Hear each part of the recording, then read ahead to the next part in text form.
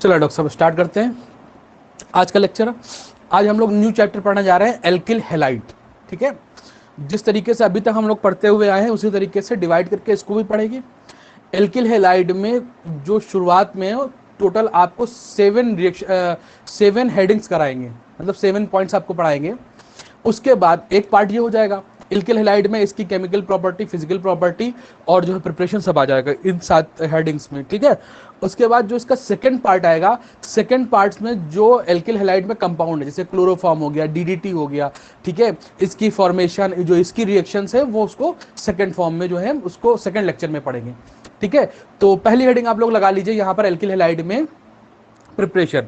ठीक है, और प्रिपरेशन में भी पहली हेडिंग लगा ली। अच्छा, तो प्रिपरेशन जब करते हैं तो हम लोग इसमें ये देखते हैं किस चीज से प्रिपरेशन कर रहे हैं।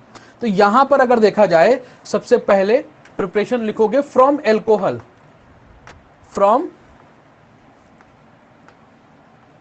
एल्कोहल। ठीक है, हालांकि ये बातें आप लोगों को जीओसी 2 में हमने एक बार पढ़ाई थी, अगर आप लोगों को याद रह गई हो तो वहां से आप लोग उस चीज को जरूर देखें।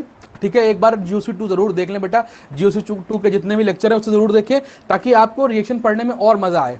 ठीक, तो यहां पर क्या होता है बेटा, हम लोग एल्कोहल से एल्किल हैलाइड बना रहे हैं। ध्यान देना, एल्कोहल से हमें क्या बनाना है, एल्किल हैलाइड RX बनाना है। ठीक है, अच्छा, जब भी हम कोई रिएक्शन पढ़ते हैं तो सबसे पहली बात ये होती है ये काम करवा कौन सकता है भाई, एल्कोहल से एल्किल हैलाइड को कौन, एल्कोहल को एल्किल हैलाइड में कौन कन्वर्ट करा सकता है। तो देखो बेटा, ये काम जो करवा सकता है वो हमारे पास PX5 और मेनली PCl5 है, आपके एनसीईआरटी में PI5 भी दे रखा है। ठीक है, उसके बाद PX3 कह सकते हैं, PX3 की जगह पे PCl3 या PI3 ले सकते हैं, एनसीईआरटी में दे रखा है। ठीक है, और काम कौन करा सकता है, SOCl2 करा सकता है। और कौन करा सकता है बेटा, और इसमें जो है एक ल्यूकास होता है, उसको हम एल्कोहल में पढ़ेंगे या नहीं पढ़ेंगे। जो ल्यूकास टेस्ट होता है वो टेस्ट होता है एक्चुअल में, वो एल्कोहल में पढ़ेंगे, उसमें भी एल्किल हैलाइड ही बनता है लेकिन उसको हम एल्कोहल में पढ़ेंगे। ठीक है, यहां पर एक और हमारे पास रिएजेंट होता है, वो हमारे पास होता है, चलो पहले इनकी बात कर लेते हैं फिर उस रिएजेंट की बात हम लोग बाद में करेंगे। ठीक है, तो ये PX5, PX3 और SOCl2 की हम लोग यहां पर बात कर लेते हैं। ये कैसे एल्कोहल को एल्किल हैलाइड में कन्वर्ट करता है।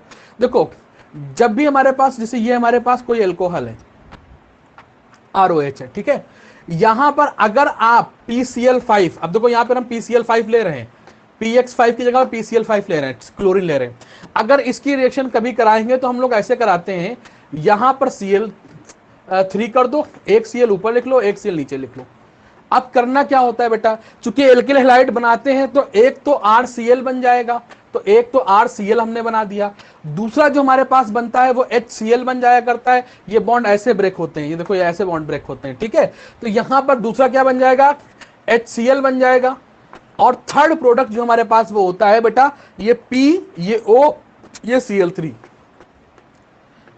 देखो ये हमारे पास क्या हो गया, प्रोडक्ट क्या बन गया हमारे पास बेटा, एल्किल हैलाइड बन गया। क्लियर नहीं क्लियर। अच्छा, अगर हम रिएजेंट चेंज करें, कर दें, ROH ले लें और साथ में हमने PCl3 ले लिया। अच्छा, देखो डॉक्टर साहब इसमें क्या होता है, समझाने के लिए आपको बताने ताकि रिएक्शन आपको अच्छी तरीके से याद हो जाए, आपकी मेमोरी पावर में जो है मेमोरी में वो अच्छे से फिक्स हो जाए। जरा देखिए यहां पर, ये रिएक्शन बिल्कुल ऊपर वाले की तरह नहीं होगी। क्यों, क्योंकि इसके पास 2 एक्स्ट्रा Cl थे तो उसने HCl और RCl बना लिया। इसके पास एक्स्ट्रा Cl नहीं है, तब फिर क्या करता है, यहां से RCl तो बनता है। बस एक बात को अगर आपने ध्यान रखा तो आपकी पूरी रिएक्शन ऑटोमेटिकली आपको याद हो जाएगी क्या क्या बनता है। RCl तो बनता है लेकिन कहीं एक्स्ट्रा Cl नहीं है, तो ये इस PCl3 का Cl लेता है और एक नहीं सारे Cl ले लेता है, तो RCl बनेगा। तो ध्यान देना, सारे तीनों Cl ले लेगा तो यहां से 3 से मल्टीप्लाई कर देंगे, 3RCl हो गया। ठीक, अच्छा, यहां पर अगर 3RCl हो जाएगा तो डॉक्टर साहब यहां पर भी 3ROH करना पड़ेगा अगर इसको हमको बैलेंस कराना है। ठीक है, करा लिया। अच्छा, अब बताओ बचा क्या, 3RCl तो बन गया, अब बचा क्या, ध्यान देना कितने हाइड्रोजन बच रहे हैं। अच्छा, एसिड में बच्चों को कंफ्यूजन होता है कि H3PO2 बनता है कि H3PO3 बनता है, कुछ समझ में नहीं आता, लेकिन यहां पर अगर जो तरीका हम बता रहे हैं इससे आपको एसिड भी याद रह जाएगा कि कौन सा एसिड बन रहा है। देखो यहां पे कितना हाइड्रोजन है, 3, तो ये हमारे H3 लिख लिया। फिर नॉन मेटल लिखते हैं, नॉन मेटल क्या है, फास्फोरस, कितना है, 1, यहां पर 1 लिख लिया। बेटा ऑक्सीजन कितना है, 3 × 1, 3 है ना ऑक्सीजन, तो यहां पर HPO3 बन जाया करता है। ध्यान देना, एल्कोहल में अगर एल्कोहल की रिएक्शन PCl5 से कराना है, बेटा ये PCl5 है तो हमारे पास POCl3 बना करता है, जबकि अगर हमने एल्कोहल की रिएक्शन PCl3 से कराई तो हमारे पास H3PO3 बना करता है। बेटा ये एक एसिड होता है। क्लियर नहीं क्लियर? अच्छा, हम रिएजेंट फिर चेंज कर देते हैं। हमने कहा ROH में इस बार हम लोग SOCl2 डाल देंगे, ठीक है। अब इसकी रिएक्शन जैसे ऊपर कराई थी बिल्कुल वैसे ही डिक्टो वैसे ही करानी है। कैसे? यहां से बॉन्ड ब्रेक करा देना, यहां से बॉन्ड ब्रेक करा देना है, ठीक है। जैसे ऊपर कराई थी, 2 Cl इसके पास है ना, तो एक Cl R को दे दो, तो ये डॉक्टर साहब R बन जाएगा, RCl बन जाएगा। दिख रहा नहीं दिख रहा है? बिल्कुल दिख रहा है। दूसरा हमारे पास प्रोडक्ट क्या बनेगा? HCl बन जाएगा। आप लोगों को दिख रहा है, ये HCl भी बन गया। तीसरा प्रोडक्ट हमारे पास क्या हो जाएगा? ये ऑक्सीजन ये SO मिलके हमारे पास SO2 बना दिया करता है। ये SO2 भी गैस होती है और HCl भी गैस होती है। अच्छा, ये बातें आप लोग सीख गए, बड़े वेल नोन रिएक्शन है, कोई बहुत मुश्किल काम नहीं है। आपको रिएजेंट याद करना है, PCl3 PCl5 PCl3 SOCl2, इतना तो आपको याद ही करना है। बाकी लुकास वाला हम लोग आगे बात कर लेंगे। यहां पर आपको क्या याद करना है? PCl3 PCl5 और SOCl2, ये सब के सब एल्कोहल को काहे में कन्वर्ट करा रहे हैं? एल्किल हैलाइड में कन्वर्ट करा रहे हैं। क्लियर नहीं क्लियर? देखो ये भी एल्किल हैलाइड में कन्वर्ट करा रहा है, ये भी कैसे रिएक्शन हो रही है ये भी हमने आपसे बात कर ली, आपको बता दिया, ठीक है। अच्छा, एक सवाल यहां पे पूछा जाता है कि ये मेथड है एल्किल हैलाइड कन्वर्ट कराने को, ये भी एक मेथड है एल्किल हैलाइड में, एल्कोहल को एल्किल हैलाइड में कन्वर्ट कराना। एक मेथड ये भी है, इसको इसमें भी क्या हो रहा है? एल्कोहल से एल्किल हैलाइड में कन्वर्ट हो रहा है। तो इन 3 मेथड में सबसे बेस्ट मेथड कौन सा है एल्कोहल को एल्किल हैलाइड में कन्वर्ट कराने में? अच्छा, एक बात बताओ, अगर तुम कभी कोई चीज पाओ, कोई चीज बनाने जाओ, मान लिया तुम कुछ बनाने जा रहे हो, उस जो चीज बनाने जा रहे हो अगर उस चीज में कोई अनवांटेड चीज आ जाए, उस चीज में कुछ अनवांटेड चीजें आ जाए, भाई अगर तुम कोई चीज घर पे बना रहे हो, उस चीज में अगर कोई अनवांटेड चीजें आ जाएं और वो निकल ना पाए, तो वो प्योर जो बनेगा, जो वो कंपाउंड बनेगा वो प्योर तो नहीं बनेगा, वो प्योर तो नहीं बनेगा। क्लियर नहीं क्लियर? और कोई एक ऐसा तरीका आ जाए जिसमें से वो अनवांटेड चीजें अपने आप निकल जाएं, तो वो प्योर बन जाएगा, ठीक है। बिल्कुल डिक्टो वो यहां पर वैसे ही होता है। भाई हमको RCl बनाना था, RCl के साथ इसमें HCl बना और POCl3 बन गया। देखो ये इसमें मिक्सचर आ गया, POCl3 का मिक्सचर आ गया।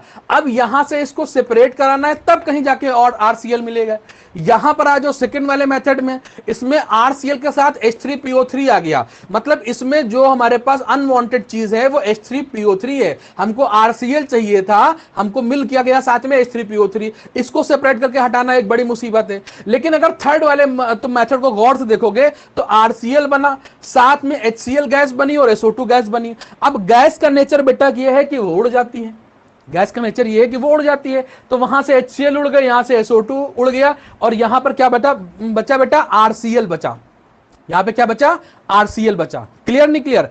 अच्छा, तो यहां पर हमको देखो ये प्योर प्रोडक्ट मिल गया यहां पर, क्यों? क्योंकि यहां पर 2 गैसेस थी वो एवोपरेट हो गई, वहां से चली गई। तो इस मेथड को, इस मेथड का नाम लिख लो कहीं पे, इसे डार्जन मेथड बोलते हैं, सबसे बेस्ट मेथड है। अच्छा, चूंकि कभी विगत वर्षों में पहले सवाल पूछा जाता था, अब हम आपसे एक सवाल पूछ रहे हैं कि ये हमारे पास जो होता है एल्कोहल से, इसमें जो एल्किल हैलाइड वाला प्रोडक्ट मिल रहा है, क्या यही प्रोडक्ट मिलता है कि इसके अलावा भी कुछ मिलता है, या POCl3 मिलता है, या POCl3 के अलावा कुछ मिलता है? ये बात आप हम लोग को, हमको जो है कमेंट करके बताएंगे कि इसके आगे की दूसरी रिएक्शन क्या है, ठीक है। ध्यान देना अच्छे तरीके से।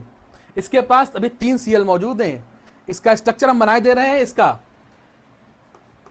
P डबल बॉन्ड O, एक Cl, एक Cl, एक Cl।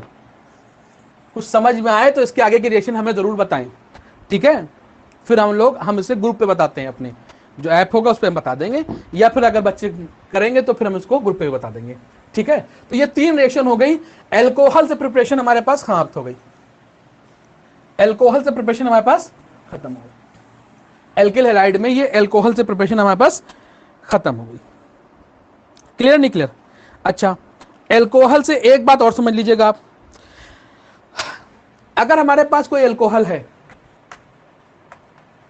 तो एक रिएजेंट हमारे पास और होता है, एक रिएजेंट हमारे पास और होता है RX प्लस H2SO4। ये भी हमारे पास एल्कोहल को एल्किल हैलाइड में कन्वर्ट कराता है, एल्कोहल को एल्किल हैलाइड में कन्वर्ट कराता है, ठीक है।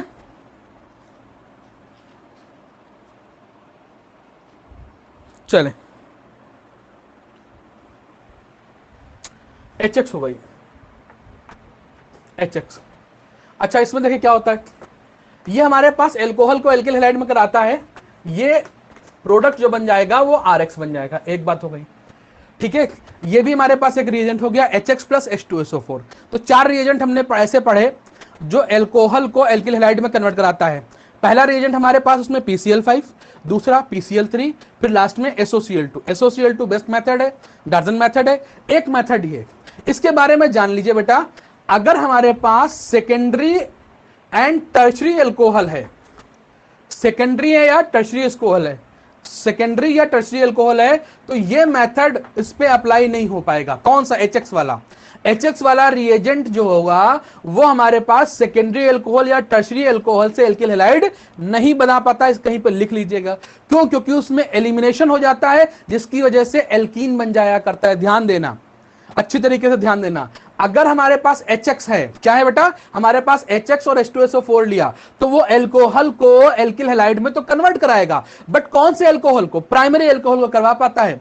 लेकिन सेकेंडरी और टर्शरी की बारी आती है तो फिर ये वाला जो रिएजेंट होता है, ये इसमें जो है ये इसमें जो है एल्कोहल को एल्किल हैलाइड में ना कन्वर्ट करा करके ये इसमें एलिमिनेशन करा देता है, और एलिमिनेशन के थ्रू वाटर निकल जाया करता है। तब इसमें जो है एल्कीन का वाला प्रोडक्ट बनता है, एल्किल हैलाइड नहीं बनता। कहीं पे जरूर लिख लें, इस बात को अच्छे तरीके से लिख लें कि एल्कोहल को HX और H2SO4 एल्किल हैलाइड में कन्वर्ट कराते हैं, लेकिन कौन से एल्कोहल को? प्राइमरी एल्कोहल को। सेकेंडरी और टर्शियरी को वो एल्किल हैलाइड में नहीं कन्वर्ट करा पाते हैं, जबकि वो उसे एल्कीन में कन्वर्ट करा देते हैं by the process of elimination.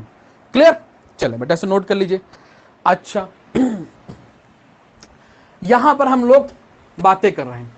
अब देखो, हमारे पास एक बात समझ लेना अच्छी तरीके से, एल्कोहल से एल्किल हैलाइड बना लिया, सारे इसमें कोई इफ एंड बट नहीं था, ठीक है। अब इसके अलावा भी हमारे पास 3 मेथड और हैं एल्कोहल से एल्किल हैलाइड, सॉरी 3 मेथड और हैं जो एल्किल हैलाइड बनाते हैं। 3 मेथड और हैं जो एल्किल हैलाइड ही बनाते हैं, ठीक है। पहला मेथड जो उसमें होता है, पहला मेथड तो हम लोग पढ़ चुके हैं। सेकंड, उन 3 के फर्स्ट के अलावा जो उसके बच्चा है, इसको हम लोग बोलते हैं हुंसडिकर, HONS, स्पेलिंग चेक कर लें, DIE,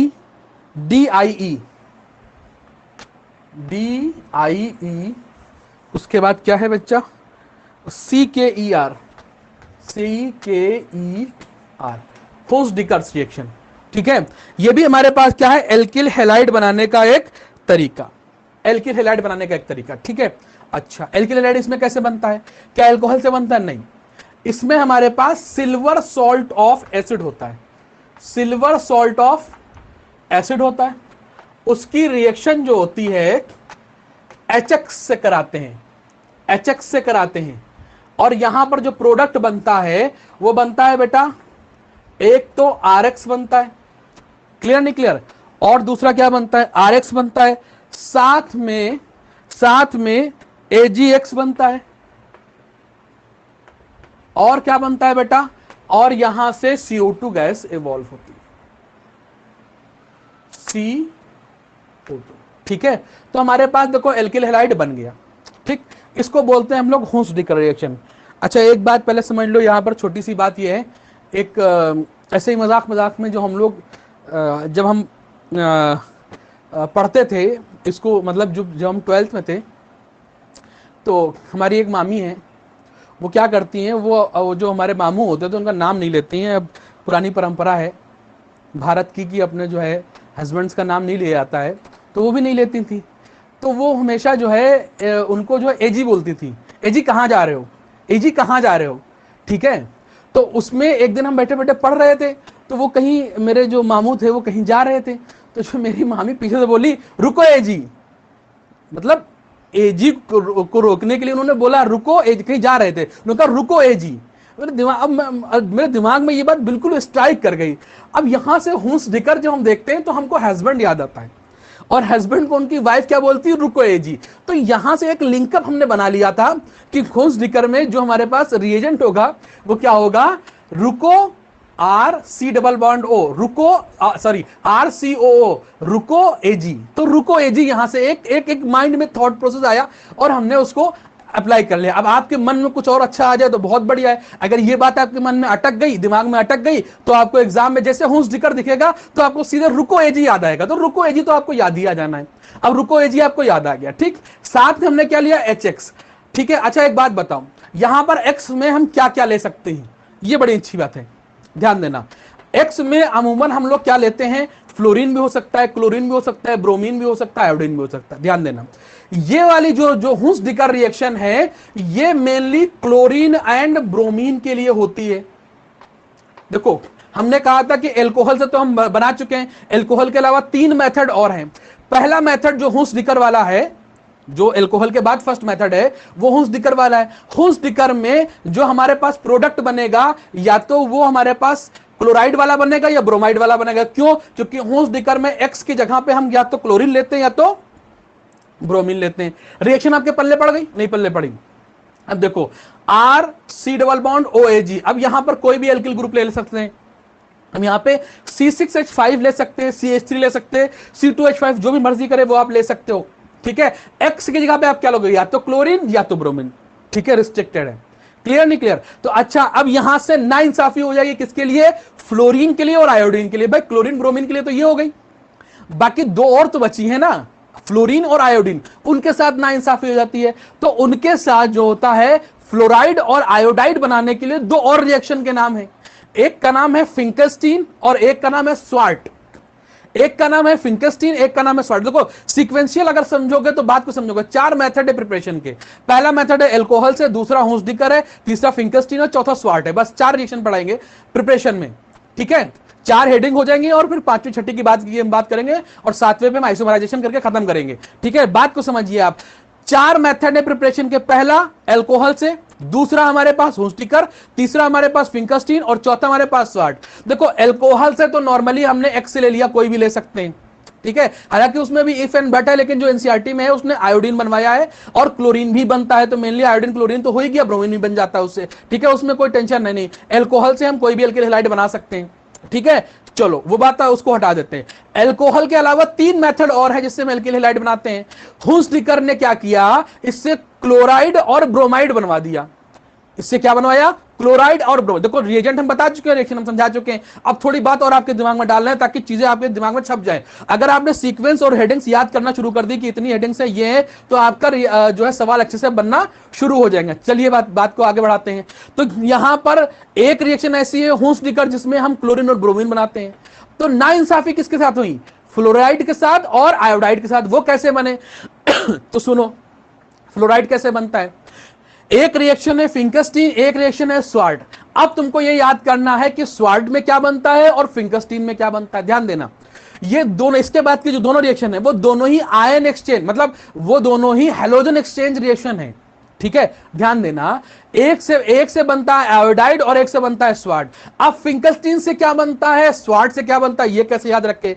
देखो फिंकस्टीन में अगर एफ आ रहा है तो उसमें जो होता है रिएक्शन में अब दोबारा एफ नहीं आएगा, ऐसा समझेंगे। फिंकस्टीन में एफ आ गया तो रिएक्शन में दोबारा एफ नहीं बनेगा, मतलब फ्लोराइड के लिए फिंकस्टीन नहीं होती, ऐसे याद करेंगे। फिंकस्टीन फ्लोराइड के लिए नहीं होती है। फिंकस्टीन में क्या बनेगा, फिंकस्टीन में क्या बनेगा, आयोडाइड बनेगा।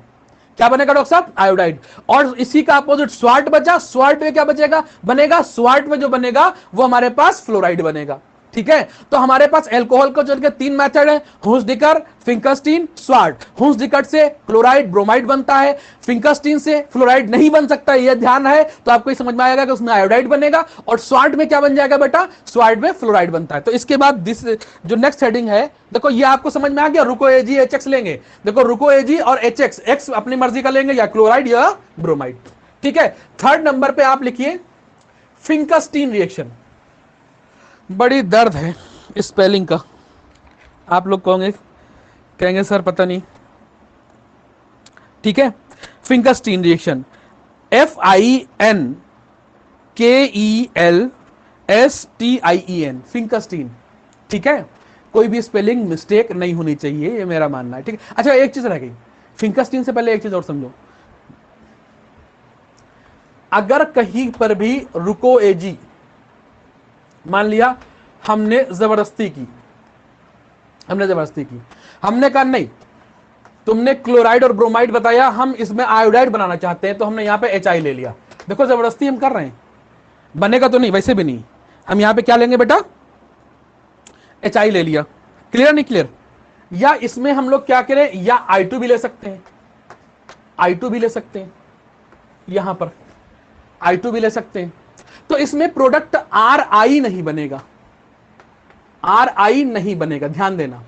ठीक, RI नहीं बनेगा, यह तो पहले से हमको मालूम है। तो बनेगा क्या बेटा, इसमें ईस्टर बनेगा। क्या बनेगा, ईस्टर बनेगा, RCOO और हमारे पास R, ये ईस्टर हो गया। और क्या बनेगा बेटा, इसमें AgI बन जाया करता है। और क्या बनेगा जल्दी बताओ, एक हमारे पास यहां पर देखो, इसके 2 मॉलिक्यूल लेने पड़ेंगे, तो एक मॉलिक्यूल तो RCO, तो ये हो गया, और दूसरे वाले मॉलिक्यूल का सिर्फ R लिया है, तो इसका CO2 भी तो बचा होगा, साथ में क्या निकल जाएगा, CO2 निकल जाएगा। ध्यान देना, अगर हमने कहीं पर भी रुको एजी के साथ I2 ले लिया, तो हमारे पास ईस्टर बन जाया करता है। क्लियर नहीं क्लियर? चले अब आते हैं फिंकस्टीन पे, इसे कहीं टॉप पे लिख लीजिएगा। अब आते हैं फिंकस्टीन पे। देखो फिंकस्टीन क्या है, हमारे पास हैलोजन एक्सचेंज रिएक्शन है। क्या है बेटा, हैलोजन एक्सचेंज रिएक्शन है। देखो मान लिया हमारे पास यहां पर कोई एक हैलोजन है, ठीक है। अच्छा, यहां पर हम लोग NaI या KI ले सकते हैं। क्यों? क्योंकि हमको आयोडाइड बनाना है। फिंकस्टीन में क्या बनता है, iodide in presence of acetone. ठीक है, अच्छा देखो यहां पे क्या होता है, आयन एक्सचेंज होता है, या हमारे पास हैलोजन एक्सचेंज होता है। इसका आई देखो, इनमें से कोई एक रिएजेंट लेंगे, NaI या KI, इसका आई जो होता है इसके X की जगह पे लग जाता है, तो ये RI बन जाएगा। डॉक्टर साहब क्या बनेगा, RI बन जाता है। और इधर क्या बन जाएगा, हमारे पास R बचा है और Na बचा है। R और Na अलग अलग बचा है ना, तो R Na तो नहीं बनेगा, ये Na और X बन जाता है, Na और X बन जाता है। ठीक है, R तो उसके साथ चला गया, R बचा कहां है, R तो I के साथ चला गया। तो ये हमारे पास क्या हुआ बेटा, हैलोजन एक्सचेंज है। सोडियम इसको निकाल लेता है और RI जो है R के ऊपर जाके लग जाता है। अच्छा एक बात और समझो, हमारे पास हम यहां बना क्या रहे हैं डॉक्टर साहब, बना रहे हैं हम आयोडाइड, बना रहे हैं। अच्छा एक बात और होती है, एक्चुअल में एक प्रॉब्लम हमारे साथ खासतौर पे होती, पता नहीं क्या है, और लोगों को पता नहीं हमें क्या है, जब तक कि हमें बच्चे का आई कांटेक्ट नहीं मिलता ना, तब तक हम थोड़ा देर अपने में खो जाते हैं, फंबल हो जाता है हमसे। जिसे क्लास पढ़ाते हैं, तो बच्चे जो हमको जानते हैं पर्सनली, जो मेरी क्लास पढ़े हैं ऑफलाइन, तो उनको मालूम होगा कि जब हम क्लास पढ़ाते हैं तो मेरी एनर्जी कुछ और ही होती है। क्यों? क्योंकि वहां पे आई टू आई कांटेक्ट होता है। जब तक कि बच्चों से बात ना कर लें, जब से बच्चों थोड़ा सा मजाक ना कर लें, या जब तक कि बच्चों की सिचुएशन ना समझ में आए, उनके चेहरा देख के पता चलता है कि उनको ये पॉइंट समझ में आया कि नहीं आया, तब तक कि हमारे पढ़ाने का अंदर से वो जज्बा ही नहीं आता है। तो ऑनलाइन में एक छोटा सा ड्रॉबैक ये है कि इसमें ये होता है कि भाई हमको बच्चे दिखते नहीं है, और हमको समझ में नहीं आता है कि हम कर क्या रहे हैं यहाँ पर, क्योंकि एक कमरा है, एक पंखा है, 4 दीवारें हैं, कोई नहीं है इसमें। ठीक है, ये मेरा बोर्ड है, ये मैं हूं, और ये क्लास हो रही है। तो आपको कुछ समझ में आ रहा है कि नहीं आ रहा है? तो हमको कुछ समझ में नहीं आता, हम खुद पढ़ रहे हैं, किसको पढ़ा रहे हैं, दिमाग में आते नहीं। फिर कभी कभी दिमाग कहीं और टहलने चला जाता है, यार पता नहीं। जब क्लास में हो तो पूरा प्रेजेंस जो है वहां पे प्रेजेंट रहता है, तो बच्चों से एक जो एनर्जी मिलती है उसका रिफ्लेक्शन भी होता है। यहाँ पर क्या होता है, थोड़ा थोड़ा समझ में आता है, यार पता नहीं क्या हो रहा है, समझ में नहीं। थोड़ी देर के लिए जो माइक्रो सेकंड के लिए इंसान ब्लैंक होता है, वो हो जाता है, कर क्या रहे हैं हम, अच्छा पढ़ा रहे हैं, याद आ गया, अच्छा पढ़ा रहे हैं। तो उतनी देर में भी माइंड जो होता है उसमें देखा होगा कभी कभी मेरा फंबल आ जाता है कि मतलब अच्छा ये क्या हो गया, वो क्या हो गया, तो सोच दिमाग कहीं और चला जाता है। ठीक है, तो चलिए खैर इसको भी कोप अप कर लिया जाएगा, अब तो खुलने वाला ही है कोचिंग सब, तो बहुत अच्छी सी बात है। लेकिन जो बच्चे ऑनलाइन पढ़ रहे हैं, जिनका मेरा कमिटमेंट है, उनको पूरा ऑनलाइन पढ़ाऊंगा। हालांकि मैंने ऑनलाइन का किसी से एक भी पैसा नहीं लिया है, ठीक है, लेकिन फिर भी कुछ बच्चों से मैंने कमिटमेंट किया है, उसको सबको हम ऑनलाइन का कमिटमेंट जो है पूरा कंप्लीट कराएंगे। ठीक है, चलिए बेटा देखें, तो यहां पर क्या बना, अच्छा हम क्या पढ़ा रहे थे, हाँ फिंकरस्टीन पढ़ा रहे थे। फिंकरस्टीन में देखो बनाना क्या है, मैं आयोडाइड, वो तो आयोडाइड बना लिया, लेकिन किससे बनाना है, वो भी तो एल्किल हैलाइड है भाई, ये भी तो कोई हैलाइड है। तो यहां पे कौन कौन सा हैलाइड लेते हैं, यहां पर वही हैलाइड लेंगे जो हमारे पास हुंसडिकर वाले हैं। यहां पर क्लोरीन या ब्रोमीन लेंगे जो रिएजेंट के तौर पे, और यहां पर NaI या KI लेंगे। ये वाला आई इस वाले हैलोजन को हटा देगा और आराम से हमारे पास क्या बन जाएगा, आयोडाइड बन जाएगा। क्लियर नहीं क्लियर, बात समझ में आ रही है कि नहीं आ रही। फिंकरस्टीन कौन सी रिएक्शन होती है, हैलोजन एक्सचेंज रिएक्शन होती है, इसमें आयोडाइड बनता है, और आयोडाइड बनाने के लिए हमको NaI या KI लेना पड़ता है, साथ में RX। RX में कौन सा X लिया जाएगा, RX में जो X होगा या तो क्लोरीन होगा या तो ब्रोमीन होगा। क्लियर नहीं क्लियर। आइए डॉक्टर साहब स्वाल्ट की बात कर लेते हैं। नेक्स्ट हेडिंग डालिए, फोर्थ नंबर पे जो फोर्थ हेडिंग है वो स्वाल्ट रिएक्शन है। क्या है बेटा, स्वाल्ट रिएक्शन। अच्छा स्वाल्ट रिएक्शन क्या है, बड़ी आसान सी रिएक्शन है। अगर इसमें जो है हमने RX लिया और साथ में हमने यहां पर AgF ले लिया, क्या ले लिया बेटा, AgF ले लिया, फ्लोराइड ले लिया। देखो अब हमको फ्लोराइड ही तो बनाना है स्वाल्ट में, तो हमको Ag के साथ F लेना। अब चाहे Ag के साथ F ले, चाहे Hg के साथ F ले, चाहे Sb के साथ F ले। SB पढ़ा है ना, पढ़ा है, ठीक है। चाहे Hg के साथ उसके साथ मरकरी के साथ हम F ले लें, और चाहे हम Ag के साथ F ले लें। तो इसके साथ अगर हमने F लिया है तो हमारे पास जो रिएक्शन जो हमारे पास ये रिएक्शन है, ये हैलोजन एक्सचेंज है। ये वाला हैलोजन इसकी जगह पे आ जाएगा और ये वाला हैलोजन इसकी जगह पे पहुंच जाएगा। जो हैलोजन एक्सचेंज है तो क्या बन जाएगा बेटा, RF बन जाएगा, और साथ में क्या बन जाएगा, AgX बन जाया करता है। तो ये हैलोजन एक्सचेंज रिएक्शन थी हमारे पास, हो गई। क्लियर नहीं क्लियर। अब अगर हम चाहें तो यहां पर RCl ले लें, तो वहां पर क्या बन जाएगा डॉक्टर साहब, AgCl बन जाएगा। क्लियर नहीं क्लियर। अगर हम यहां पर देखें तो Hg2F2 भी हो सकता है। अगर यहां पर हम चाहे, मान लिया हमने यहां पर RCl ले लिया और साथ में Hg2F2, देखो फ्लोराइड ही बना रहे नहीं बना रहे, इसमें कोई बहुत भारी रिएक्शन नहीं है। ये फ्लोरीन जाके यहां पे लग जाएगा तो ये RF बन जाएगा, ठीक है। और Hg के साथ क्या आ जाएगा डॉक्टर साहब, Hg के साथ Cl2 आ जाएगा, 2 Cl आ जाएंगे, ठीक है ना। देखो 2 F हटेंगे तो 2 Cl लगेंगे। अब 2 F के लिए यहां पे 2 मॉलिक्यूल चाहिए, बात बराबर हो गई हमारी। क्लियर, कोई डाउट, जल्दी बताएं डॉक्टर साहब। चले, ये हमारे पास चारों रिएक्शन हो गई। अच्छा एक हमारे पास होता है फ्रियोन्स, क्या होता है, हेडिंग डालिए फ्रियोन्स। क्लोरोफ्लोरोकार्बन इसे बोलते हैं, क्लोरोफ्लोरोकार्बन। फ्रियांस में क्या होता है, कार्बन होता है, उसमें क्लोरीन होती है, उसमें फ्लोरीन होती है, ठीक है। इसको नाम देते हैं क्लोरोफ्लोरोकार्बन, ठीक है। अच्छा इसका नॉमेनक्लेचर करने का एक तरीका है, जितने कार्बन होंगे, अगर एक कार्बन है तो उसके लिए 1 लिखेंगे, अगर इसके अलावा एक और कार्बन है तो उसके लिए भी 1 लिखेंगे, जरा समझे रहना। अगर एक कार्बन है तो उसके लिए 1 लिखा। अब क्लोरीन छोड़ के फ्लोरीन देखो कितने हैं, फ्लोरीन कितने हैं, 2। इसमें क्लोरीन नहीं चेक करते, फ्लोरीन चेक करते हैं, तो 2 फ्लोरीन है, तो यहां पे हमने लिख दिया 2। तो इसका नाम हो जाएगा फ्रियान 12, फ्रियोन FREON, इसका नाम हो जाएगा फ्रियोन 12। क्या डॉक्टर साहब इसका नाम होगा, फ्रियोन 12 हो जाएगा, ठीक है। अच्छा अगर मान लिया हमारे पास ये आ गया CCl3 और F, ठीक है, CCl3 और F आ गया। क्लियर नहीं क्लियर। अच्छा तो इसमें इसका क्या नाम हो जाएगा डॉक्टर साहब, जल्दी बताइए। इसके लिए इसमें क्या नाम हो जाएगा, यहां पर कितना कार्बन है, 1, और फ्लोरीन कितना है, 1, तो इसका नाम हो जाएगा फ्रियोन 11, ठीक है। अगर ये आ गया CClF3, अगर ये आ गया तो इसका नाम क्या हो जाएगा डॉक्टर साहब, कार्बन कितना है, 1, फ्लोरीन कितने हैं, 3, तो इसका नाम होगा फ्रियोन 13। तो इस तरीके से फ्रियोन 11, फ्रियोन 12, फ्रियोन 13, इस तरीके से ये सब हो जाएगा, ठीक है। चलो अच्छा एक और देख लेते हैं। मान लिया हमारे पास ये है कार्बन, 2 कार्बन है, इस पे 1 क्लोरीन और 2 फ्लोरीन लगा हुआ है, और इस वाले कार्बन पे भी 1 क्लोरीन और 2 फ्लोरीन लगा हुआ है। इसका नाम कैसे लिखेंगे, इसका नाम जो लिखते हैं बेटा, कितने कार्बन है, 1 कार्बन ये, 1 कार्बन ये, तो दोनों कार्बन के लिए 1 और 1 लिखना पड़ेगा। फिर फ्लोरीन कितना है, 2 और 2 4, 4 फ्लोरीन है तो यहां पर हम 4 लिख देंगे, तो डॉक्टर साहब इसका नाम जो हो जाएगा फ्रियोन 114 हो जाएगा। तो फ्रियोन 11, फ्रियोन 12, फ्रियोन 13, फ्रियोन 14, ये सारी बातें आपको समझ में आ रही कि नहीं आ रही है? फ्रियोन 114 बात समझ में आई कि नहीं आई? तो कैसे इसका नॉमेनक्लेचर होता है समझ में आया? अच्छा, अब ये फ्रियोन डॉक्टर साहब होते क्या है बेटा, इनका काम क्या होता है? इनका काम ये होता है, ये हमारे पास रेफ्रिजरेंट का काम करते हैं, चीजों को ठंडा करने में। ठीक है, कभी आपने सुना है कि फ्रिज, कभी आपने सोचा है कि जो फ्रिज है, फ्रिज कैसे चीजों को ठंडा कर देता है?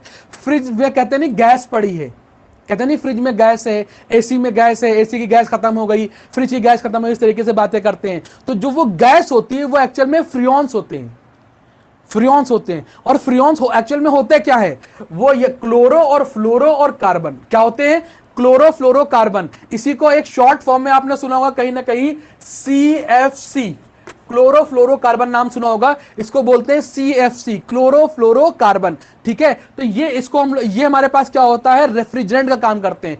तो एसी में एक होता है, और कहां होता है बेटा? फ्रिज में भी होता है। और कहां पर होता है? और कभी आपने सोचा है जो हमारे पास जो परफ्यूम होता है, परफ्यूम बहुत ठंडा ठंडा लगता नहीं? कभी परफ्यूम, कभी एक टिप्स है, अगर कभी कोई जल जाए, ठीक है, हाथ कभी छोटा बहुत जल जाए, तो अगर आपके पास परफ्यूम हो, परफ्यूम जैसे ही आप डालेंगे वैसे ही उसकी जो है जलन कम हो जाती है, क्योंकि परफ्यूम में भी रेफ्रिजरेंट डाला जाता है, क्लोरोफ्लोरोकार्बन जो होता है परफ्यूम में भी डाला जाता है। ठीक है, ये एक रेफ्रिजरेंट का काम करता है, ठंडक देने का काम करता है। क्लियर नहीं क्लियर? तो बात समझो, ये हमारे पास रेफ्रिजरेंट का काम करता है, क्या है? क्लोरोफ्लोरोकार्बन हो गया। और रेफ्रिजरेंट का काम करता है कहां कहां पे?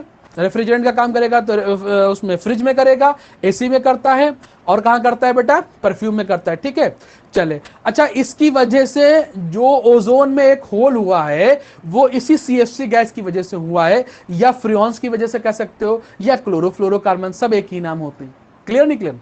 अच्छा चलिए नेक्स्ट। अच्छा, एक जगह और पाया जाता है, जो हेयर स्प्रे वगैरह होता है ना, कभी कभी आपने जो है हेयर स्प्रे की बात की होगी, देखा होगा हेयर स्प्रे डाल देते, कहते सर जब कभी आप जो है किसी बार्बर की शॉप में जाए, तो आप जाएंगे वहां पर, किसी सैलून वगैरह में जाएं, तो कहते सर हम डाल देते हैं, वो ठंडा हो जाएगा, आपका सर ठंडा हो जाएगा। तो समझ में आ रहा है सर कहाँ से ठंडा करते हैं? नई नई चीजें बताते हैं, लेकिन उसमें क्या होता है? CFC होती है। क्लियर? चले बेटा, इसको नोट कर लें।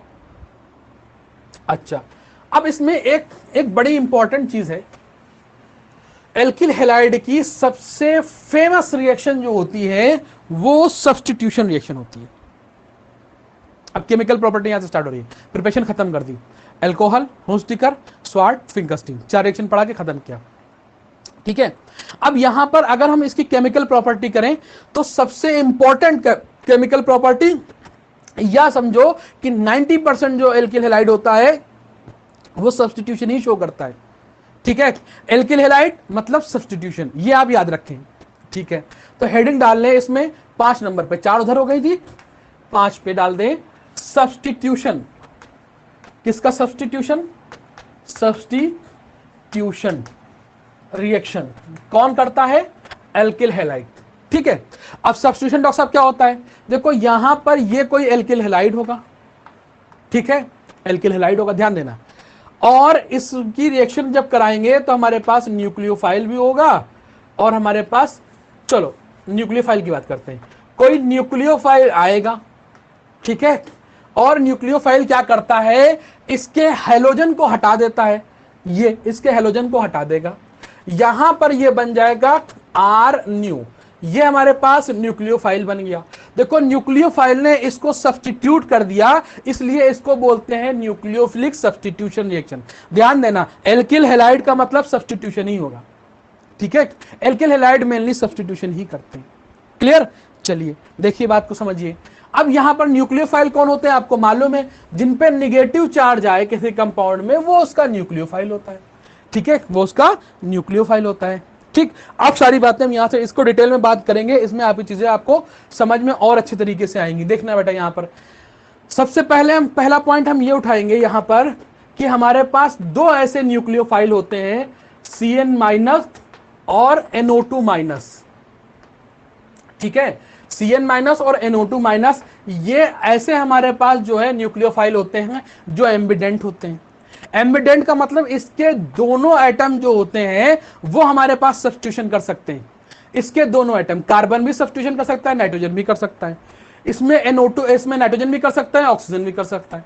अच्छा, तो पहले साइनाइड वाले को उठाते हैं।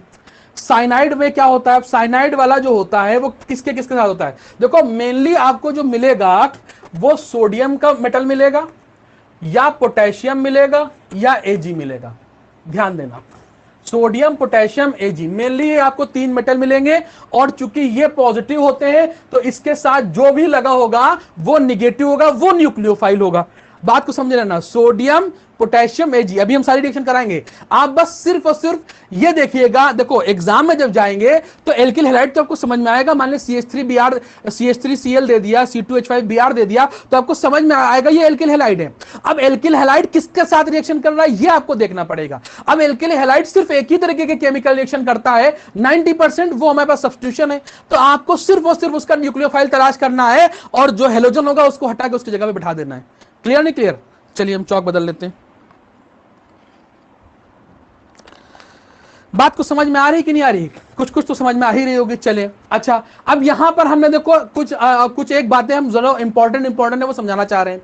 देखो हमारे पास CN है और NO2 है, ठीक है। अब ये हमारे पास ऐसे, देखो समझे रहना, ये हमारे पास ऐसे न्यूक्लियोफाइल होते हैं। तो अगर मान लिया RCl लिया, समझे रहना, RCl लिया और इसमें CN लिया, तो ये हमारे पास दो तरीके के प्रोडक्ट बना सकते हैं। कैसे भाई? CnCl को हटा देगा, ये तो मालूम है, तय है, ठीक। ये हमारे साथ RCN भी बना सकता है, C के साइड से जुड़ सकता है, और ये हमारे साथ RNC भी बना सकता है, नाइट्रोजन के साथ भी बना सकता है। तो ये हमारे पास एम्बिडेंट, हमारे पास न्यूक्लियोफाइल होते हैं। क्लियर नहीं क्लियर? अच्छा, ये बात आपको समझ में आ गई कि ये हमारे पास दोनों तरफ से जुड़ सकते हैं, CN और NO2। पहले हम लोग बात करेंगे CN की, A नंबर पे हम लोग बात करेंगे CN की, ठीक है। CN की बात करते हैं, ठीक। अच्छा देखो हमारे पास मेटल हमने मेनली जो लिए वो 3, आपके जितने भी रिएक्शन होगी यही 3 मेटल मिलेंगे, ठीक है। इन तीनों के साथ बात करनी है हमको, ठीक। जैसे मान लिया हम इसमें से पोटेशियम ले लें, Ag ले लें। अगर ये CN सोडियम या पोटेशियम के साथ है, सोडियम या पोटेशियम के साथ है, देखो डॉक्टर साहब ये होता है आयोनिक। ये कैसा होता है? आयोनिक, ठीक है। और आयोनिक जो होते हैं वो आयोनाइज हो जाते हैं। क्या होते हैं डॉक्टर साहब? आयोनाइज हो जाते हैं। तो यहां पर जो बनेगा वो K+ बनेगा और Cn- बनेगा, बड़ी आसानी से आयोनाइज हो जाते हैं। अब ध्यान देना, अगर कोई एल्किल हैलाइड है, उसकी रिएक्शन हमने कोई एल्किल हैलाइड है, उसकी रिएक्शन हमने KCN से कर दी, ठीक है, KCN से कर दी। अब देखो एल्किल हैलाइड है, मतलब वो अपना सब्स्टिट्यूशन करेगा। कैसे करेगा? कोई न्यूक्लियोफाइल आएगा, इस X को हटा देगा। अब यहां से हमें कौन सा न्यूक्लियोफाइल मिल रहा है? CN। अब CN अगर मिला तो घंटी बजनी चाहिए, CN किस साइड से आ सकता है? C के साइड से भी आ सकता है, N के साइड से भी आ सकता है। तो यहां पर क्या होता है? ये आयोनाइज हो जाता है, ये नेगेटिव और ये पॉजिटिव आ जाता है। तो ये जो हमारे पास CN होगा सीधे जाके इस पर जुड़ जाएगा, तो ये हमारे पास RCN बना देता है। इसकी वजह क्या है? क्योंकि ये आयोनिक है, और आयोनिक है तो आयंस में कन्वर्ट हो जाता है। सिंपल चीज है। क्लियर नहीं क्लियर? चले, अच्छा, लेकिन अगर यही हमारे पास CN Ag के साथ हो तो क्या होगा? यही अगर हमारे पास CN Ag के साथ हो तब क्या होगा? अब देखो ध्यान समझना, आपको कॉन्सेप्ट अगर समझ में आ गया तो सारी बातें समझ में आ जाएंगी। अगर यही CN आपके साथ Ag के साथ हो तो क्या होगा? देखो मान लिया ये हमारे पास RX है, ये अगर Ag के साथ CN आ जाए तब क्या होगा? देखो ये हमारे पास कैसा कंपाउंड होता है? कोवैलेंट। कैसा होता है डॉक्टर साहब? कोवैलेंट। अगर ये कोवैलेंट होता है तो कोवैलेंट के हिसाब से ये आयोनाइज तो नहीं, देखो जो आयोनिक होता है वो आयोनाइज हो जाएगा, कोवैलेंट तो आयोनाइज होता नहीं है। तो इनके बीच में एक सिंगल बॉन्ड होता है। देखो ये बातें आप लोग केमिकल बॉन्डिंग से थोड़ा समझेंगे, ठीक है। इनके बीच में कोई इसमें सिंगल बॉन्ड होता है, आयोनिक नहीं होते हैं जो ये आयंस में कन्वर्ट हो जाएं। तो जब ये यहां से टूटता नहीं है तो क्या होता है जरा समझे रहना। हमको चाहिए न्यूक्लियोफाइल कैसा होता है? निगेटिव होता है। कैसा होता है डॉक्टर साहब? निगेटिव होता है। अब अगर इस नाइट्रोजन को तुम ध्यान से देखोगे तो इसके ऊपर लोन पेयर है। तो यहां पर एज अ न्यूक्लियोफाइल कौन जो है एक्ट करना शुरू कर देगा? ये नाइट्रोजन के लोन पेयर। अब ये लोन पेयर जाएंगे और इसे यहां से रिप्लेस कर देंगे, ठीक है, तो ये किस साइड से जाके जुड़ जाएगा जाके, तो यहां पर जो प्रोडक्ट बनेगा वो R और NC बन जाया करता है। मतलब यहां पर जो प्रोडक्ट बनेगा वो आइसोसाइनाइड बन जाएगा। क्या बनेगा? आइसोसाइनाइड। देखो अगर न्यूक्लियोफाइल साइनाइड है अगर न्यूक्लियोफाइल साइनाइड है तो हम लोग भेजा लगाएंगे। साइनाइड है तो C की तरफ से भी जुड़ सकता है, N की तरफ से जुड़ सकता है। ठीक है, अगर हमारे पास वो K या Na के साथ जुड़ा है तो वो आयोनिक होगा। अगर वो आयोनिक है तो इसका मतलब, अगर वो आयोनिक है तो इसका मतलब जो है वो आयोनाइज हो जाएगा, Cn- देगा तो डायरेक्ट हम RCN बना देंगे। ठीक, लेकिन अगर वो Ag के साथ है तो वो कोवेलेंट होगा, तो उसमें जो रिएक्टिंग स्पीसीज होगी वो हमारे पास कौन सी होगी? नाइट्रोजन के ऊपर के लोन पेयर। ये लोन पेयर जो होता है इसे रिप्लेस कराएगा और यहां पर क्या बन जाएगा? नाइट्रोजन के साथ नाइट्रोजन के साइड की तरफ से जुड़ेगा और यहां पर जो बनेगा वो आइसोसाइनाइड बन जाएगा। क्लियर? बहुत बढ़िया। आइए, साइनाइड की बात कर ली हमने साइनाइड की बात कर ली। ठीक है, अच्छा, अब हम लोग बात करते हैं NO2 की बात करते हैं। किसकी बात करते हैं डॉक्टर साहब? NO2 की। ये है हमारे पास। अच्छा, अब NO2 कैसे कैसे हो सकता है? देखो, अगर वो RX प्लस KNO2 है, मतलब सोडियम के साथ हो या पोटेशियम के साथ हो, KNO2 आ जाए। ठीक, अच्छा, तो फिर तुम लोग यहां पे गड़बड़ी करोगे। तुम लोग कहोगे जैसे सर वहां पे K प्लस और Cn- बन गया था, यहां पर K प्लस NO2- बन जाएगा। नहीं, थोड़ा सा अगर आप लोगों को समझ में आए, देखो नॉर्मल चीजें वो तो हम बता देंगे, अगर आपको रटना है वो तो हम बता देंगे कि देखो इसमें से हमको ONO मिलेगा। देखो पहले समझो, पहले जो रटने वाले हैं वो ये समझ लें कि यहां से जो अगर इससे पोटेशियम वाला KNO2 मिला ना, तो इससे जो प्रोडक्ट बनेगा वो RONO बनेगा। रोना नहीं है। ठीक है, अगर KNO2 से बनाना है तो RONO बनेगा, रोनो हो जाएगा। ठीक है, अच्छा, एक बात समझो, यहां पर कैसे ये हुआ? कैसे देखो, हुआ ये ऐसे कि जब NO2 का स्ट्रक्चर बनाओगे तो ये NO2 का जब स्ट्रक्चर बनाओगे तो डॉक्टर साहब अगर आपको याद रह गया हो तो हमने आपको सिखाया था कि हमारे पास जो ऑक्सीजन होता है ये यहां पर डबल बॉन्ड से होगा। ठीक है, और यहां पर ये ऑक्सीजन जो है सिंगल बॉन्ड से होगा, इस पे नेगेटिव होगा और सोडियम पे पॉजिटिव होगा। ठीक है, अब जब ये आयोनाइज होगा, स्ट्रक्चर इसका बनाना आपको आता होगा, अगर नहीं आता है तो हम सिखा देते हैं। चलो इसको सिखा देते हैं कैसे, क्या करते हैं जरा समझिएगा। क्या करते हैं, पहले इस जो हमारे पास जो सॉल्ट होता है उसे आयोनाइज कर लेते हैं, तोड़ लेते हैं। तो जब ये तोड़ेंगे तो ये हमारे पास K प्लस आ जाएगा और NO2 माइनस आएगा। अब ये NO2 माइनस कैसा होता है जरा समझिएगा। स्ट्रक्चर, नाइट्रोजन होगा, इसमें नाइट्रोजन होगा, ध्यान देना, नाइट्रोजन होगा और हमारे पास क्या होता है, ये निगेटिव कहां पे होता है ये आपको समझा रहे हैं। नाइट्रोजन होगा, डबल बॉन्ड ऑक्सीजन होता है और सिंगल बॉन्ड ऑक्सीजन होता है, उस पर निगेटिव आता है, देखो ये निगेटिव है और ये हमारे पास पॉजिटिव है, इसलिए ये हमारे पास पॉजिटिव और नेगेटिव मिलकर आयोनिक बनाते हैं। हमारे पास ऑक्सीजन अगर डबल बॉन्ड जुड़े तो उस पर कोई चार्ज नहीं, अगर सिंगल बॉन्ड जुड़े तो उस पर नेगेटिव चार्ज, और अगर 3 बॉन्ड से जुड़ता है ऑक्सीजन के पास 3 बॉन्ड हो जाते हैं तो उस पर पॉजिटिव चार्ज आता है। ये एक शॉर्ट ट्रिक है, ये सब बातें आप लोगों को मालूम है, केमिकल बॉन्डिंग में हम पढ़ा चुके हैं। तो यहां से जब ये आयोनाइज होगा, देखो आयोनिक है ना, ये पोटेशियम वाला आयोनिक होता है ना, ये वाला आयोनिक है ना, ये वाला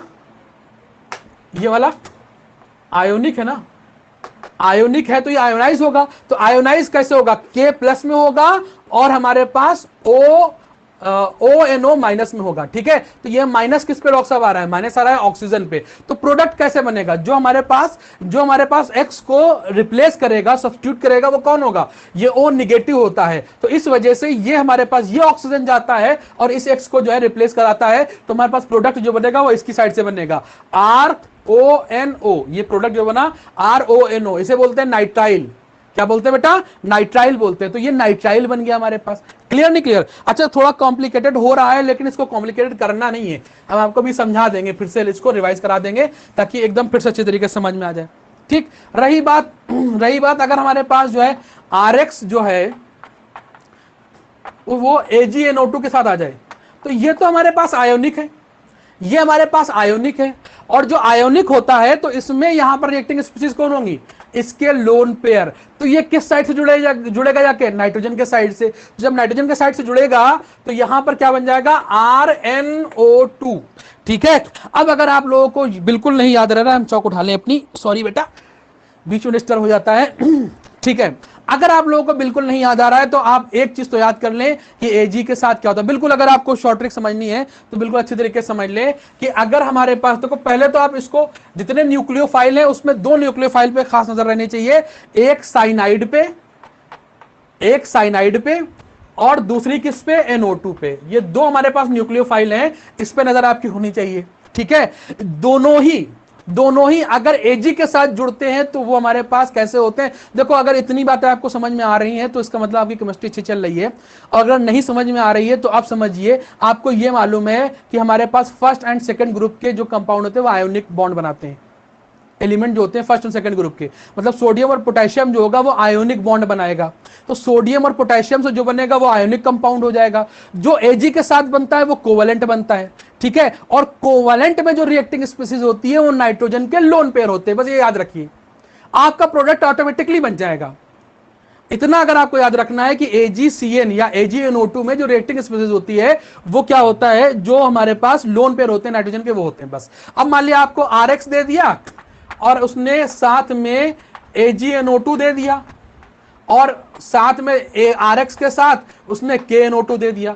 अब अगर आपको ये याद है, AgNO2 वाली बात याद है, तो आपको मालूम चल जाएगा कि इसके लोन पेयर जाके इस पे जुड़ेंगे तो मतलब नाइट्रोजन साइड से ये इसमें जुड़ जाएगा, लोन पेयर जाके इसकी तरफ अट्रैक्ट होंगे तो ये जो जुड़ेगा वो नाइट्रोजन साइड से जुड़ेगा, तो ये RNO2 बनाएगा। अगर ये RNO2 बनाएगा तो ये वाला क्या बनाएगा, RONO बनाएगा। ठीक है, इतनी बात तो समझ में आ रही है शॉर्ट में एकदम बिल्कुल।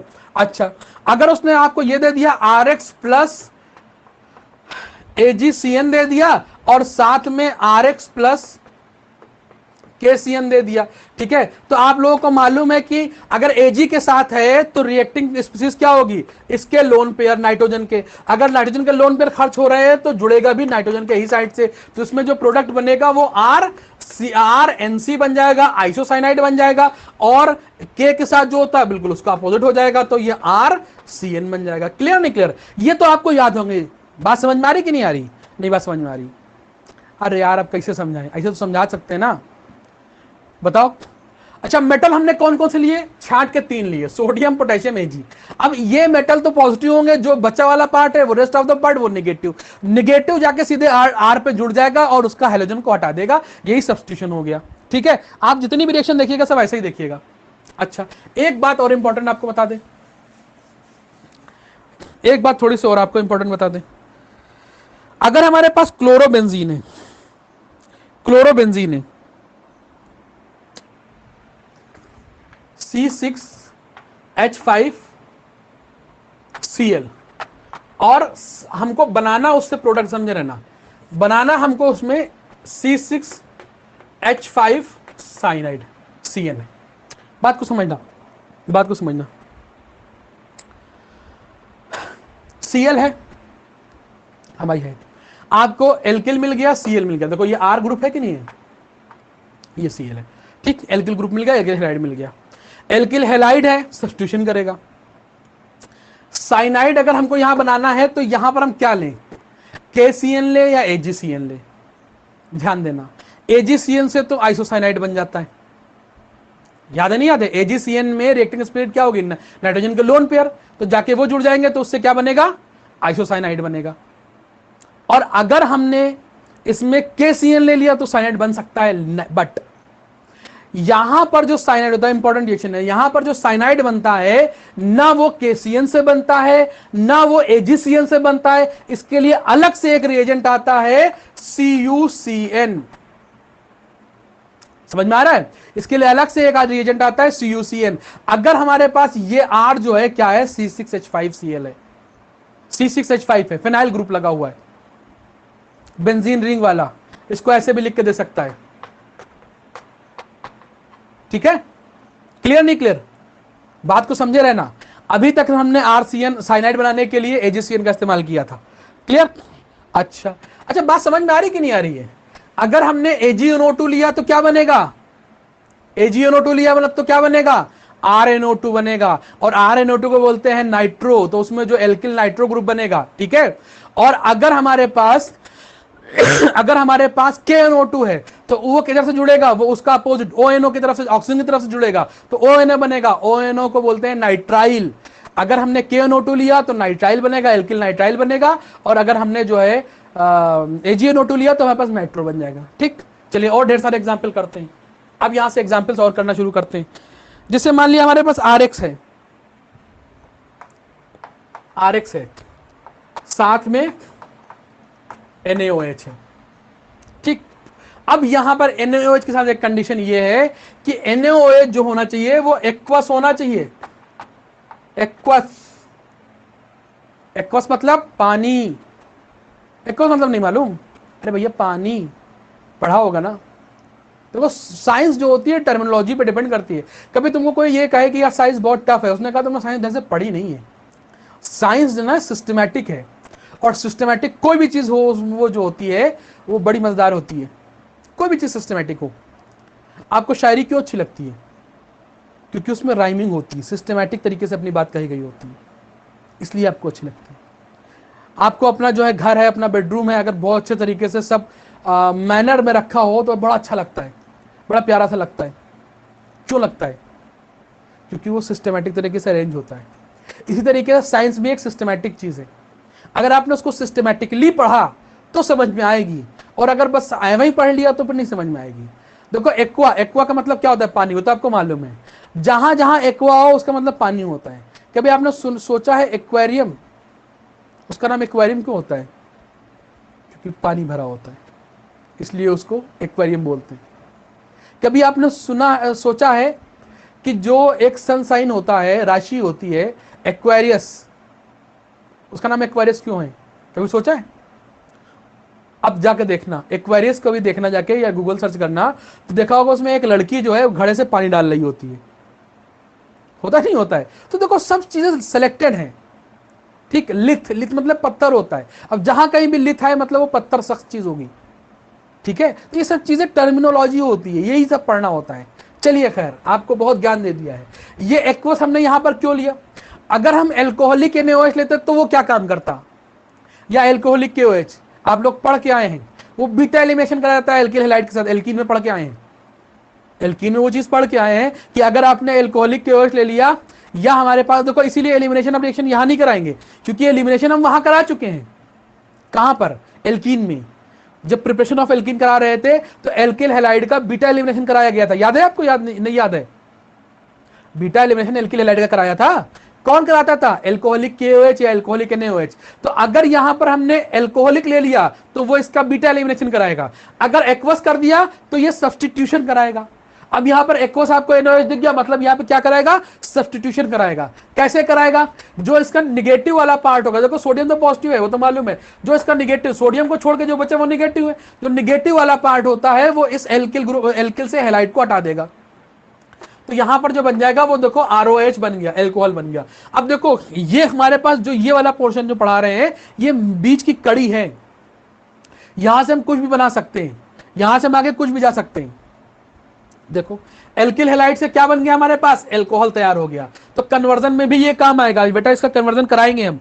ठीक है, मान लिया अगर हमने RX और उसके साथ NaSH ले लिया, अब बताओ क्या बनेगा? भाई सोडियम तो पॉजिटिव हो गया, ये क्या हो गया? ये हमारे पास निगेटिव हो जाएगा। ठीक है, तो यहां पे प्रोडक्ट क्या बनेगा? निगेटिव वाला पार्ट जो है इस हैलाइड को हटा देगा तो RSH बन जाएगा। इसको बोलते हैं थियो एल्कोहल। ऊपर वाला क्या होगा डॉक्टर साहब? एल्कोहल हो गया। नीचे वाला क्या हो गया? थियो एल्कोहल हो गया।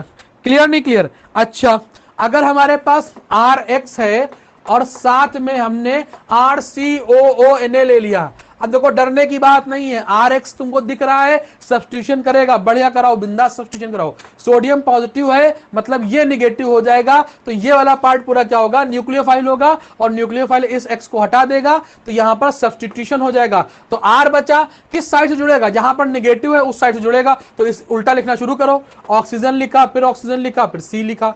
ठीक है, और फिर क्या लिखा बेटा? इसमें R लिख दिया। ठीक है ना? तो हमारे पास ये क्या बन गया?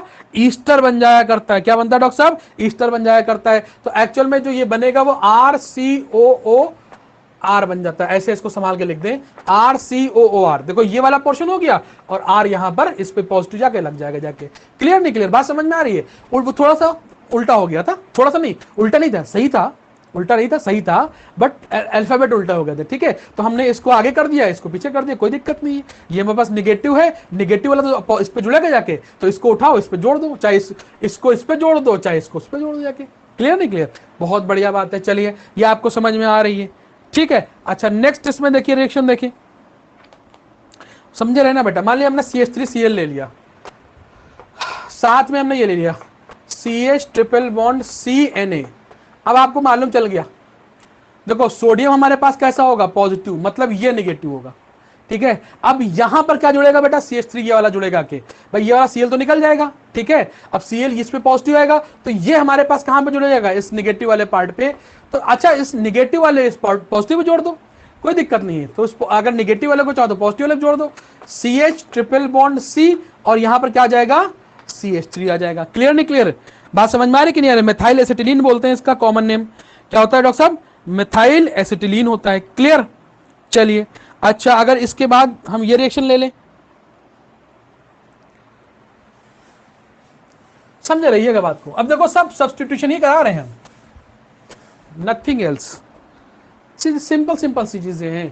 CH3Cl ले लिया, और साथ में हमने ये ले लिया NaC ट्रिपल बॉन्ड CNA, ठीक है।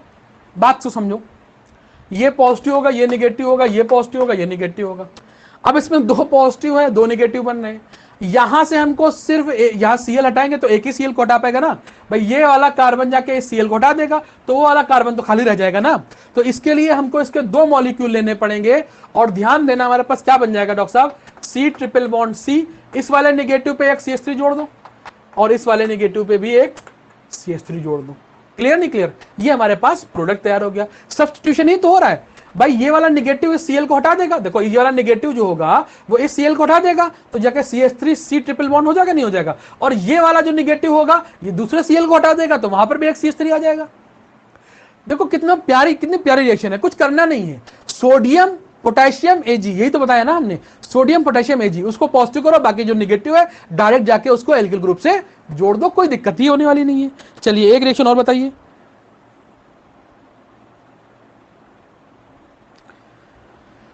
अच्छा अगर इसी की जगह हम Ag ले लेते तो क्या होता, अगर हम Ag ले लेते इसी की जगह पे,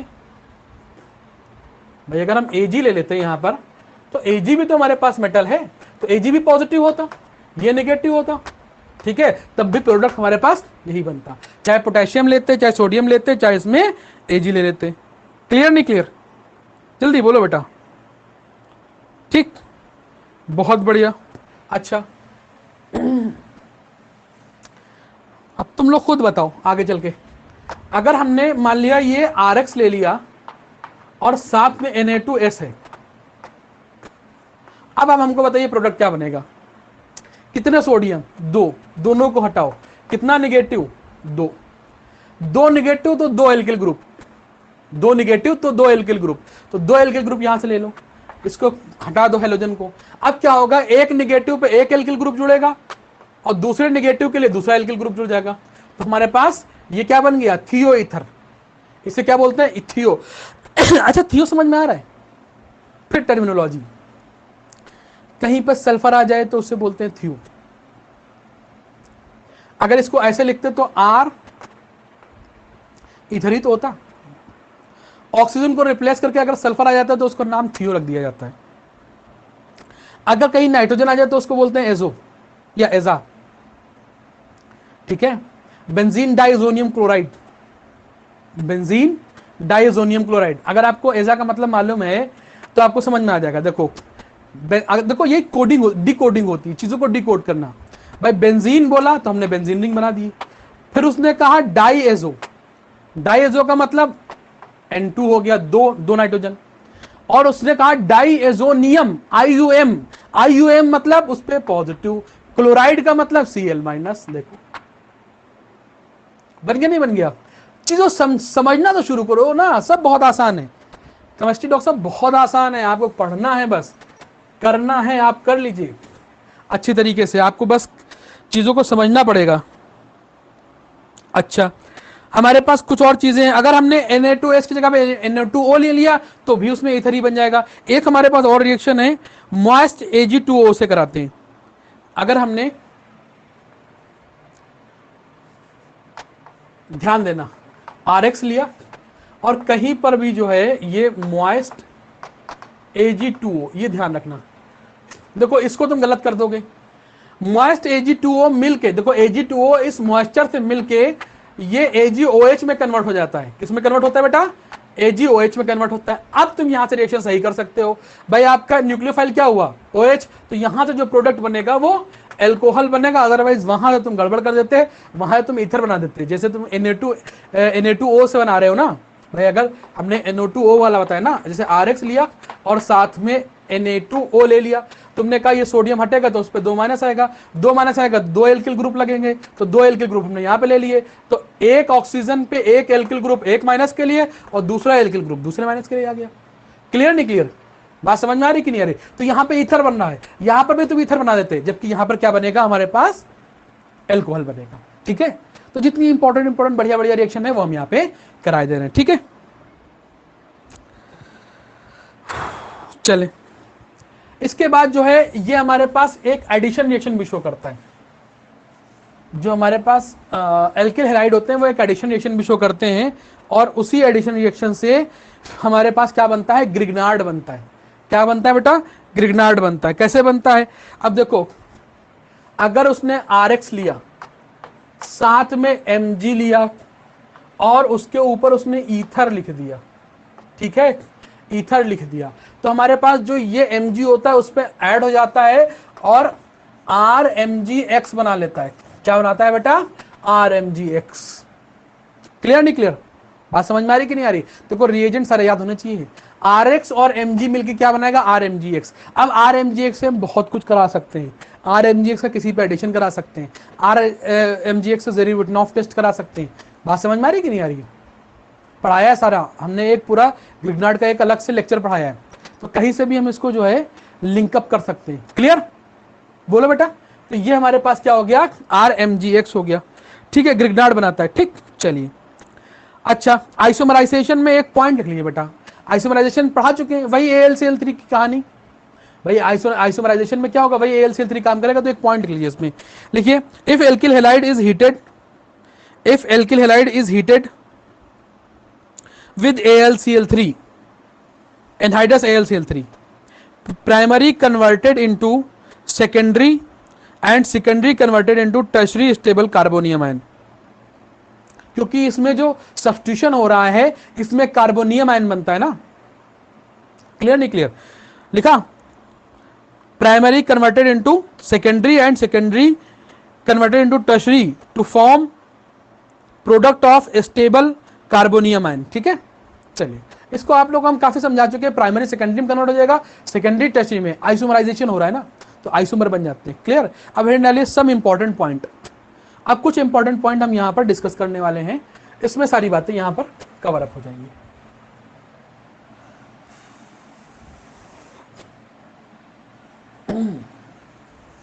चल देखें, सबसे पहले इसकी जो है बर्निंग देखते हैं, तो 2 पॉइंट आप फटाफट लिखिए, जल्दी जल्दी लिखिए।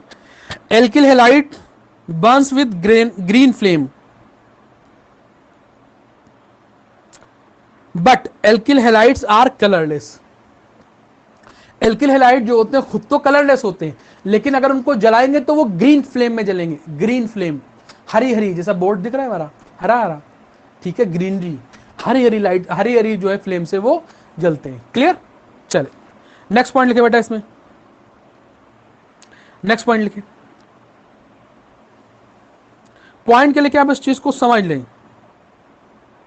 अगर हमने जो है RI की फोटोकेमिकल रिएक्शन कराई, अगर हमने RI का फोटोकेमिकल जो है डिकम्पोजिशन कराया तो क्या होता है, जरा इस बात को समझें। RI का अगर हमने फोटोकेमिकल डिकम्पोजिशन कराया है तो इसके 2 मॉलिक्यूल लेंगे। डिकम्पोजिशन मतलब टूट जाना, जब ये टूट जाएगा तो ये RR में कन्वर्ट हो जाएगा और साथ में I2 की वजह से इसका जो सोल्यूशन हो जाता है वो ब्राउन कलर का हो जाता है। I2 की वजह से जो उसका सोल्यूशन होता है वो कैसा होता है? ब्राउन कलर का हो जाता है। 2 पॉइंट हो गए बस कलर के ऊपर। ठीक है, एक ग्रीन एल्किल हैलाइड जो होते हैं वो ग्रीन फ्लेम से जलते हैं। दूसरा, अगर हमने आयोडाइड का डिकम्पोजिशन कराया, फोटोकेमिकल डिकम्पोजिशन, लाइट की प्रेजेंस में तोड़ दिया, तो वो काहे में कन्वर्ट होते हैं, वो आर मतलब एल्केन में कन्वर्ट हो जाते हैं, और साथ में आई टू बनने की वजह से उसका जो कलर होता है वो ब्राउन हो जाता है सिर्फ का। ठीक है, चलिए एक और बात लिख पढ़िए, पढ़िए नहीं सुनिए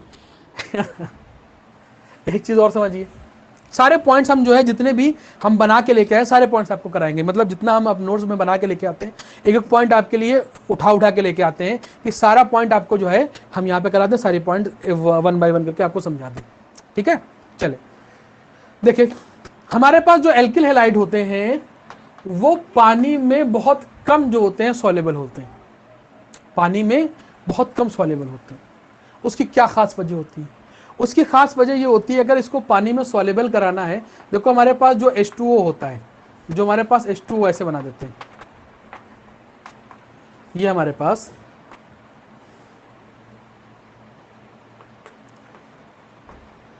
देखो, ये हमारे पास क्या होता है, हाइड्रोजन बॉन्डिंग करता है। ठीक है, जो हमारे पास H2O होता है वो हाइड्रोजन बॉन्डिंग से जुड़ा हुआ होता है। ठीक, अगर इसको इसमें सॉल्युबल कराना है तो बात को समझना, अगर इसको इसमें सॉल्युबल कराना है तो इसके बीच का बॉन्ड ब्रेक कराना पड़ेगा।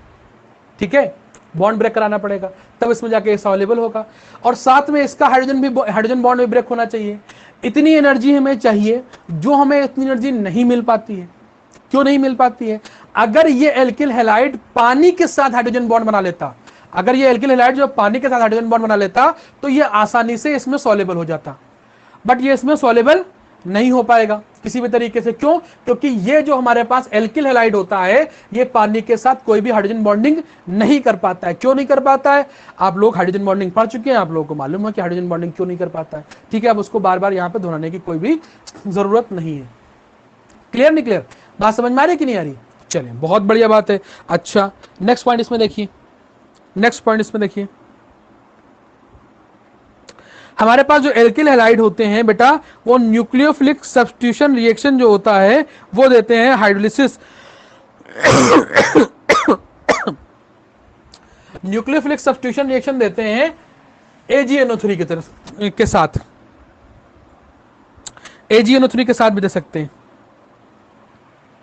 जो एल्किल हैलाइड होते हैं वो हमारे साथ AgNO3 के साथ भी न्यूक्लियोफिलिक सब्स्टिट्यूशन दे सकते हैं, बट ये जो होगा वो ड्रास्टिक कंडीशन में होगा। ड्रास्टिक मतलब इसमें हमको काफी टेम्परेचर देना पड़ेगा, टेम्परेचर बढ़ाएंगे तब जाके ये हमारे पास AgNO2 नहीं है, ये AgNO3 है। इसकी हाइड्रोलिसिस भी कर सकते हैं, इसकी हाइड्रोलिसिस भी कर सकते हैं। ठीक है, हाइड्रोलिसिस भी कर सकते हैं। कैसे? हम टेम्परेचर बढ़ा के, मतलब ड्रास्टिक कंडीशन में इसकी हाइड्रोलिसिस की जा सकती है एल्किल हैलाइड की। क्लियर? क्लियर नहीं क्लियर? चले बेटा इसे नोट करें।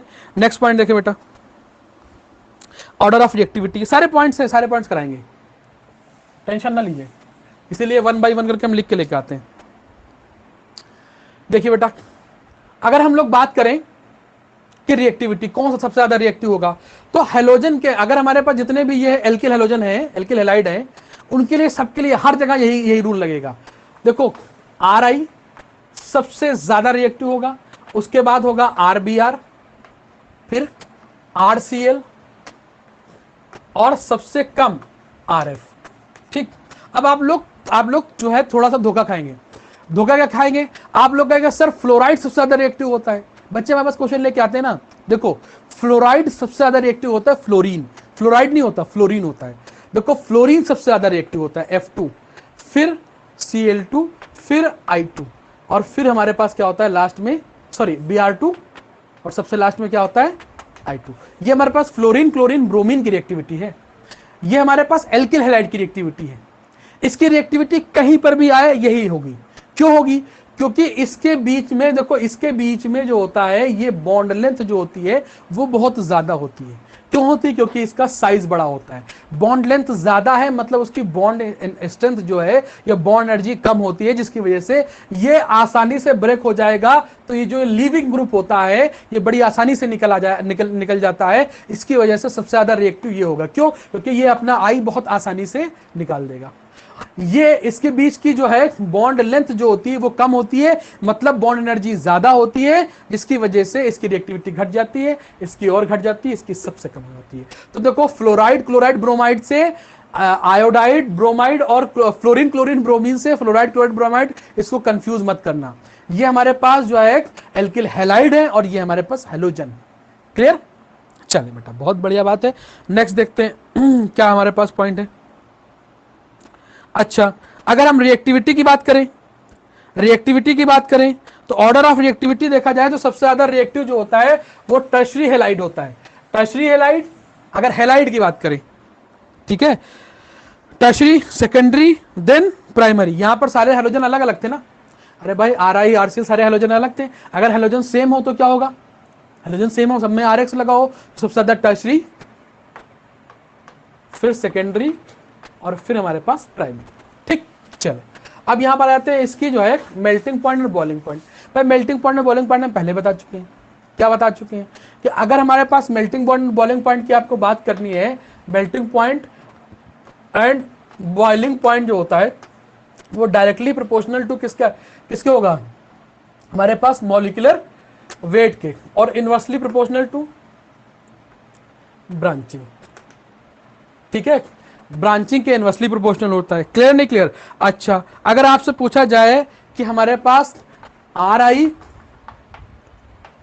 Are B R, R C L और आर एफ, सबसे ज्यादा मेल्टिंग पॉइंट बॉइलिंग पॉइंट किसका होगा? देखो इसमें सब में आर आर तो बराबर है, सब में बराबर है कि नहीं बराबर है, बट यहां पर आयोडीन, यहां पर ब्रोमीन, यहां पे क्लोरीन, यहां पे फ्लोरीन, तो सबसे ज्यादा, अब देखो यहां जो कॉमन वाला चीज उसे हटा दो।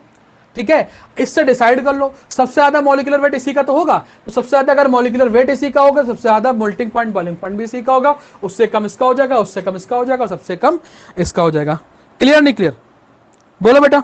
अच्छा, अगर हमारे पास हेलोजन सेम हो, अगर हमारे पास हेलोजन सेम हो, देखो जैसे हमारे पास CH3 CH2 CH2 X हो जाए, दूसरा हमारे पास CH3 CH3 CH CH2 X हो जाए, और तीसरा हमारे पास ये हो जाए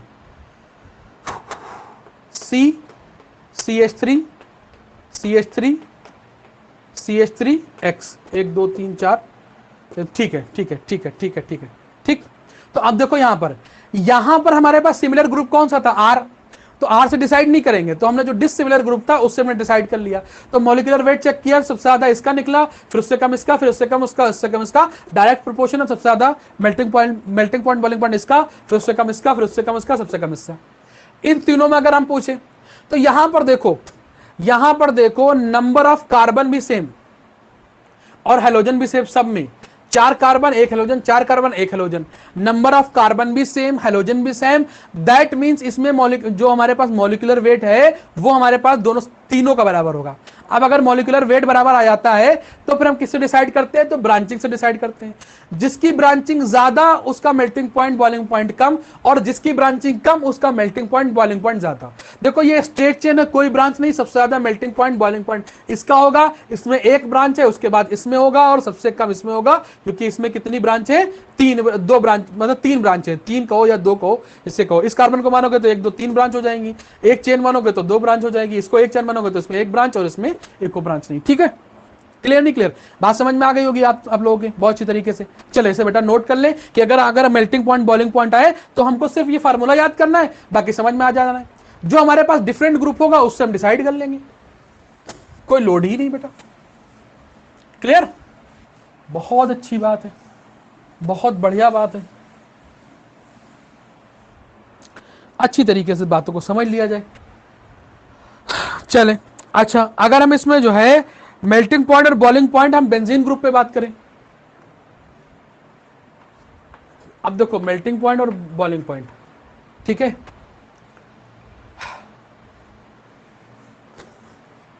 मान लिया ये एक हेलोजन है और साथ में दूसरा हेलोजन आ गया, ठीक, और यहां पर ये एक हेलोजन है, यहां पर एक ये आ गया, और यहां पर ये है, और यहां पर ये आ गया। ठीक, चलो इसका आप मेल्टिंग पॉइंट बॉइलिंग पॉइंट आए कल पता करके आएंगे, तो कल वाले लेक्चर में इसको हम बता के आगे बढ़ जाएंगे। और ये आप तक के लिए, अभी तक के लिए आपका जो है यहाँ तक ये सफ़र रहा। कल जो है इसके कंपाउंड जो है वो हम पढ़ाएंगे, डीडीटी से स्टार्ट करेंगे, उसके आगे इसको हम लोग डिस्कस करेंगे। क्लियर नहीं क्लियर? ये लेक्चर हम यहीं पर रोक रहे हैं और इसका मेल्टिंग पॉइंट बॉइलिंग पॉइंट आप अरेंज करके रखेंगे। एनसीईआरटी में दे रखा है, इसका स्ट्रक्चर बना के दे रखा है एनसीईआरटी में, आप उसको जरूर उसको देखें और हमको कल बताइए। तो कल आप लोगों से बातचीत होती है। तब तक के लिए thank you very much, good night, शब खैर, शुभ रात्रि।